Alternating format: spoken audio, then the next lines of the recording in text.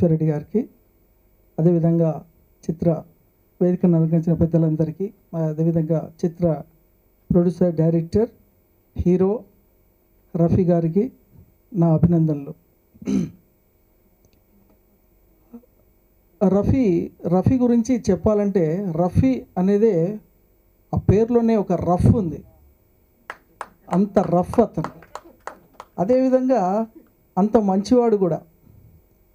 ఆయన నాకు ఇప్పటిదాకా నేను ఒక మంచి నిర్మాతే అనుకున్నా, ఒక ప్రొడ్యూసర్ అనుకున్నాను.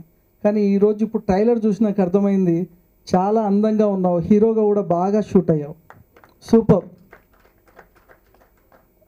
చాలా బాగా అనిపించింది. ట్రైలర్, యానిమేషన్ అంటే చాలా ఖర్చుతో కూడుకున్నది.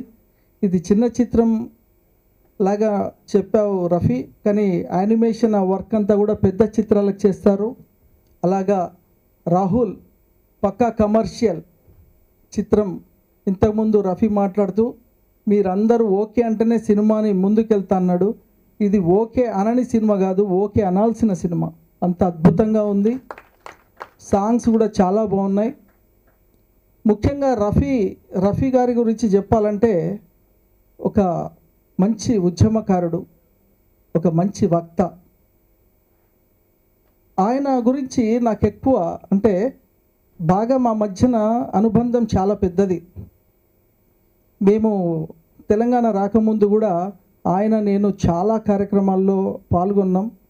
ఒక ముఖ్యమైన పని ఆయన చేశాడు రఫీ. నేను ఈరోజు రావడానికి కారణం ఏంటంటే, రఫీ ఆనాడు ఎంతో గొప్ప కార్యక్రమం చేశాడు. ఏంటంటే, ఈనాడు సమయం వచ్చింది కాబట్టి చెప్తున్నాను.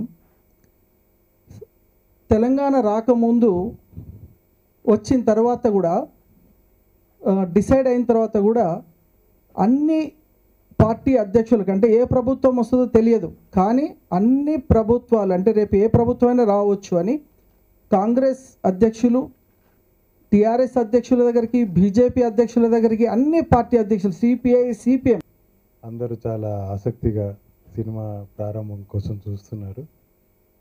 ఈ సినిమా తీయడానికి రఫీ చాలా కష్టపడ్డాడు, రిలీజ్ చేయడానికి కూడా కష్టపడుతూనే ఉన్నాడు.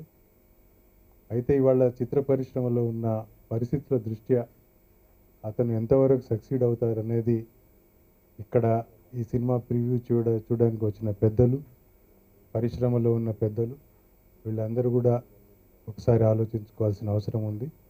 అసలు తెలంగాణ సినిమాకి భవిష్యత్తు ఉంటుందా లేదా అంటే ఈ సినిమా రిలీజ్ ద్వారానే తేలాలని నేను అనుకుంటున్నా. ఈ అవకాశం రఫీ ఇంకెన్నాళ్ళు సినిమా, దాని గురించి ఇంకెన్నాళ్ళు రిలీజ్ అయిందా? ఇంతకు ఇంకెన్నాళ్ళు అదే స్టేజ్లో ఉంది. అందుకొరకు నేను ఇంకెన్నాళ్ళు రఫీ ఆ ఇంకెన్నాళ్ళు సినిమా తీసినప్పుడు పడిన కష్టాలు నేను స్వయంగా చూసాము. నేను అతను కొద్దిగా ఆదుకోవడానికి కొన్ని సీడీలు రూపంగా తీసి అమెరికా ఎన్ఆర్ఐలు అందరికి పంపి అక్కడ కొద్దిగా ప్రోగ్రామ్ చేసి అక్కడ మా ఉడతా భక్తి సాయం చేశాము. అటువంటి కష్టాలు, మన దగ్గర టాలెంట్ ఉంది, తెలంగాణ ఆర్టిస్టులు టాలెంట్ ఉంది, తెలంగాణ గవర్నమెంట్ కూడా టాలెంట్ యూటిలైజ్ చేసుకొని మన ఆర్టిస్టులకు, మన తెలంగాణ ఇండస్ట్రీ బాగుపడడానికి దోహదం చేయాలని కోరుకుంటున్నాను. I wish you all the best అనుకుంటా నేను. ఎందుకంటే ఆర్థికంగా కొన్ని ఒడిదుడుకులు వచ్చినా కూడా అది ఒక ఉగాది నాడు సిటీ కేబుల్ ఎంఎస్ఓలు అందరు సపోర్ట్ చేసి ఊరు చూపించగలిగినారు. తర్వాత నేను మర్చిపోయినా కానీ ఇదే వేదిక మీద ఉన్న ముఖ్య అతిథి ఒక ప్రొజెక్టర్ పెట్టి నేను సినిమా ఆపుకున్న నాడు నేను ఒక వాగ్దానం చేసిన, నేను సినిమాని నిలిపేస్తున్నా, మీరు కుట్ర పన్నుతున్నారు ఓకే, కానీ ఊరు నేను ప్రొజెక్టర్ పెట్టైనా చూపిస్తా కానీ చూపించి తీరుతాను నేను అన్నా. అది సిటీ కేబుల్ ద్వారా నేను పూర్తి చేయగలిగిన అనుకున్నా కానీ నిజంగానే ప్రొజెక్టర్ పెట్టి ప్రొజెక్టర్ కొనుక్కొని నేను చేయలే. కానీ ఆ పని చేసిన ఘనత రంగారెడ్డి జిల్లా ఊరు చూపించిన మనిషి విశ్వేశ్వరరెడ్డి గారు. తర్వాత ఇప్పుడు ఓకే చూపించేసినాం, అయిపోయింది. యూట్యూబ్లో కూడా పెట్టినాం. ఒక పెద్ద మనిషి ఇంట్లో చూసుకోవాలంటే ఎట్లా, డివిడీలు కావాలి, వ్యాప్తంగా పోయింది. దానివల్లనే ఖైరునిసా ఇవాళ నాకు దొరికింది సినిమా. ఒకవేళ నేను ఇంకెన్నాళ్ళు నట్టని దాచిపెట్టుకొని ఉంటే ఆ ఇంగ్లీష్ వాళ్ళు చూసేది కాదు, నాకు ఖైరునిసా సినిమా దొరికేది కాదు. కాబట్టి ఏంటంటే ఇక్కడ వేదిక మీద ఉన్న వాళ్ళందరూ కూడా ఆ సినిమాను ఎట్లా బయటికి పంపాలనే ఆలోచించారు. కాబట్టి అది అనుకోకుండా నాకు దాని గురించి నేను వీళ్ళను కాదు, కానీ అనుకోకుండా ఇక్కడ ఉన్న వాళ్ళందరూ కూడా ఇంకెన్నాళ్ళు సినిమా అభిమానులే. కాబట్టి చాలా సంతోషం అది. అయితే మనం దాంట్లో నష్టపోయినామని అనొద్దు, మనం గెలిచినాం. ఆయన క్యాబినెట్ మినిస్టర్, నేను only advisor.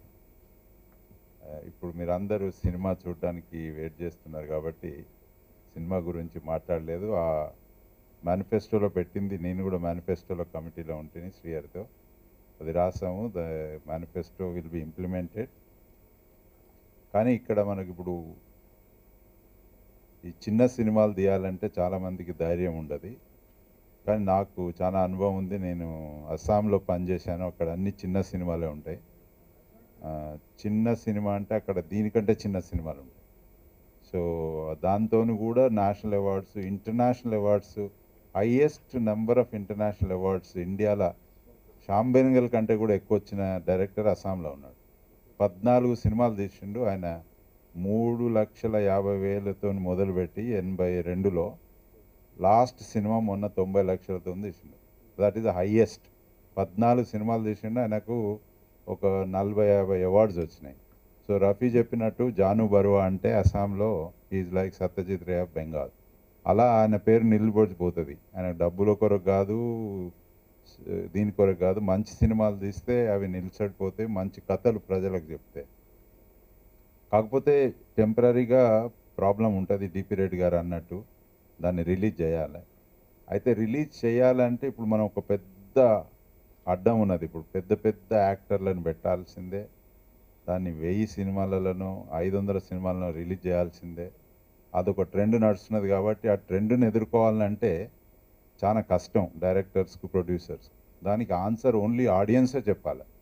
So televisions, if you are covering the message to Telangana people is that, తెలుగులో చెప్పాలి కదా ఇది, మెసేజ్ ఏంటంటే చిన్న సినిమాలు, మంచి సినిమాలు చూడాలంటే మీరు పెద్ద సినిమాలు 1000 థియేటర్లలో, 500 థియేటర్లో రిలీజ్ అవుతుంది సంక్రాంతి, దసరా అంటే ఆ సినిమా పోస్టర్ చూసి పోకండి. మీరు ఆ సినిమా చూసి వచ్చినాక వాళ్ళు ఎందుకు రిలీజ్ చేస్తారు 1000 థియేటర్స్లో? ఒక్క వీకెండ్ తర్వాత పైసలు రాకపోతే మళ్ళీ ఆ సినిమా ఎవడు చూస్తాడో చూడని భయం వాళ్ళకి. తెలంగాణ రావడానికి ప్రేరణనిచ్చే సినిమాల్లో భాగంగా ఇంకెన్నాళ్ళు తీశారు రఫీ. సరే, తన అనుభవాన్ని తను మీతో షేర్ చేసుకున్నాడు, దాని గురించి మాట్లాడాల్సిన అవసరం లేదు. సో ఈ సినిమా విజయవంతం కావాలని, తెలంగాణ టాలెంట్ అనేది నలుదిశలా, ప్రపంచం నలుమూలల ఈ సినిమా, ఇలాంటి సినిమాల ద్వారా పోవాలని చెప్పి ఆశిస్తున్నాం. మేనిఫెస్టోలో తెలంగాణ సినిమా భవిష్యత్తు గురించి రాసినప్పుడు డిస్కషన్లో నేను కూడా ఉన్నాను.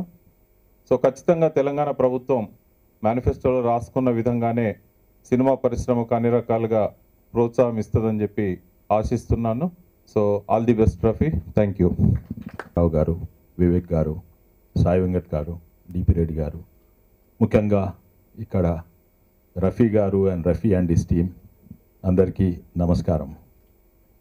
అయితే ఈ సినిమా చూడకముందు దాదాపు 3 ఏళ్ళ కింద నేను ఇంకెన్నాళ్ళు అనే సినిమా చూసిన. ఆ సినిమా చూసి అప్పుడు నేను రాజకీయాల్లో లేకుంటుని, ఉద్యమంలో ఉంటుని, చాలా మోటివేట్ అయినాను. అన్నయ్య ఒకరోజు నేను ఇలాగే సలహాలు ఇస్తూ ఉంటాను అన్నయ్యకి. అన్నయ్య అన్నాడు, అరే నీకు బాగా కష్టపడి అన్నయ్య ఒకడు ఉన్నాడు, పెట్టే వదిన ఉంది, సో నువ్వు ఎన్ని కథలని చెప్తావు అన్నా. నీకు అన్ని సమకూర్చినప్పుడు, అన్ని అమర్చినప్పుడు ఎన్ని కథలని చెప్తావు.